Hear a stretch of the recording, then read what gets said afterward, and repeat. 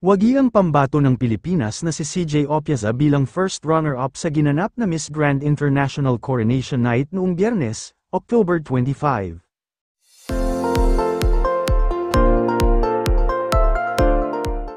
Ang naturang Coronation Night ay ginanap sa MGI Hall Bravo BKK Mall sa Bangkok, Thailand.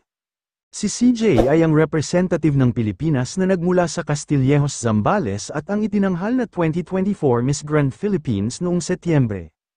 Samantala, kinoronahan naman bilang Miss Grand International 2024 ang pambato ng India na si Rachel Gupta na siyang tumalo sa 68 na iba pang contestants.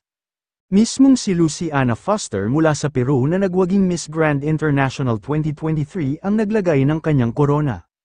Wagi rin ang pambato ng Myanmar na si Thay Soe Nyan bilang second runner-up, habang si Safia Tokebenguel naman ay third runner-up, at ang representative naman ng Brazil na si Talita Hartman ang nanalo bilang fourth runner-up.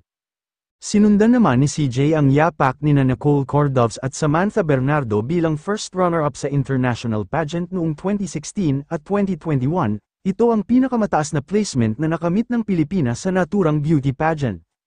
Samantala, tila hindi naman tanggap ng National Director ng Myanmar na si Tu Ant Win ang resulta ng pageant, pinababa kasi niya agad ng stage si Miss Grand Myanmar at inalis ang crown at sash sabay alis sa lugar.พี่เราออกเลยออกกันได้